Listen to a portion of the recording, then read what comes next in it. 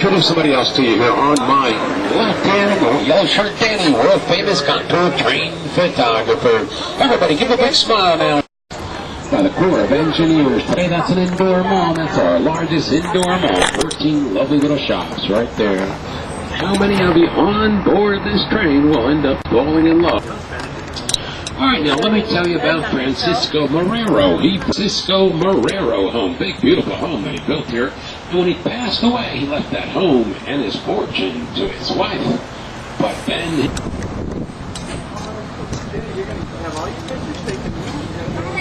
The first one I want to show you is called the Classic Revival from the New England states up north. A lot of people from New England settled here to Key West in their early history. Brought the house there. About half the homes here in Old Town Key West are that style of architecture. On the left here, two identical Bahama-style homes built in 1873 by Captain L.A. Pierce. Now, why are they identical? Well, he had two daughters. Didn't one of the fighters squabble? So he built them identical homes. Oh, that's funny. And on the right here across the street, the Monroe County Public Library, South Florida's first public library. That building dates from 1959.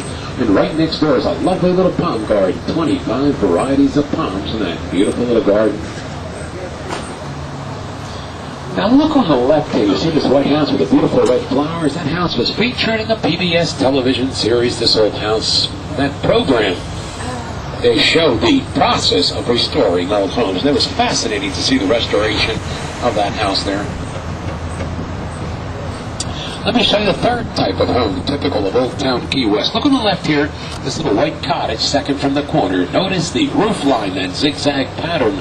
It's actually known as a zigzag house, and back in the 1800s, as families grew, well, they just added another zig or zag to the house.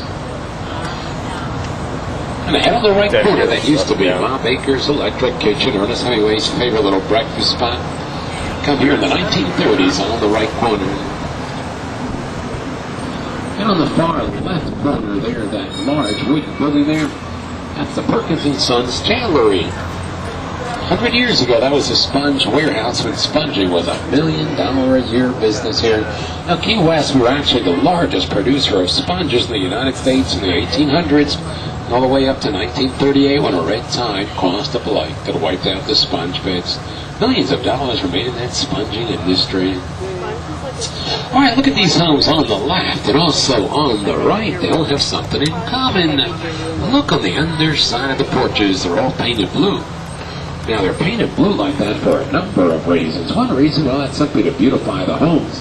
They really do look quite lovely with that blue color. The second reason is to keep insects from nesting there. Bees and wasps will not nest there if they're painted blue like that. And a third and final reason, well, there are many people here in the Caribbean who believe that if you paint your homes blue like that, well, you'll be protected from evil spirits. Ooh, watch out. Evil spirits in the Caribbean here. Should have noticed the front of this house on the left here. Notice how beautifully restored it is. Now look to the left to compare the side to the front. That's a restoration project in progress. Once they finish, that'll be a wonderfully, beautifully restored home. And on the right here up the driveway, there's a limbo tree. And notice the bark of that tree. It's red and peeling. That's why we call it the tourist tree. Oh, red and peeling tree. And directly ahead of us, this large area here is known as Prairie Court, military property since 1833. Now, back then it was an army post. Today it's housing, primarily 1800s to fight the pirates. And during the Civil War and all the major U.S. wars, today Key West is primarily a training facility for the military. And on the far right corner here, this yellow building, that's the Armory, built in 1900. The only government building on the island made entirely of wood. Now, on the left behind the white picket fence is a military burial ground. Most of the people buried here, they were victims of yellow fever back in the early 1800s. Well, in the 1920s, they decided to move the bodies out of here to Pensacola in the panhandle of Florida. This whole area on the left here today still remains a military burial ground. All right, we're in Old Town, Key West, right now. The streets here in Old Town, they were laid out in the early 1800s. The streets are quite narrow at times. Homes are built very close together, sometimes only a few feet apart. Now, these homes were actually built by ship's carpenters. And the ship's carpenters, well, they built their homes just like they built their ships, snug and trim. Oh, they're all made of wood. Look up on the roof. They all have tin roofs. They have tin roofs for two main reasons: to collect rainwater and to prevent the spread of fires. And on the left here in front of the White House, you see 3 travelers' palms, more than 50 varieties of palm trees on the island. Those are the travelers' palms. And look ahead on the far left corner here. Look at these beautiful pink flowers. Pink oleander. You find them all over the island. Very beautiful, very colorful. Now let me show you another plant which is very, very colorful, very beautiful. Ahead on the left here, the purple color. This is a bougainvillea bush. We have many different varieties and colors of bougainvillea all on the island here.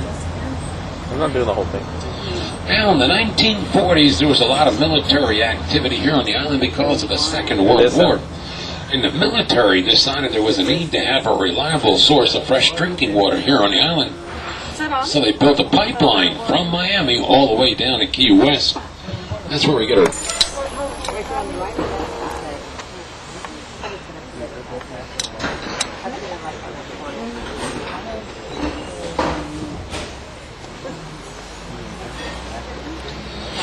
Now, the first Spanish explorer to the Florida Keys, that was Paulson. The very famous figure in Cuban history, the statue was given to the city of Key West by the government of Cuba back in the 1930s. Before leaving to go here on the road, the Cuban community of Key West to be used as a hospital for the poor. It remained a working hospital until 1912, Texas. We are the southernmost point. That's southernmost point right there. And on the left here, behind the fence of the road, U.S.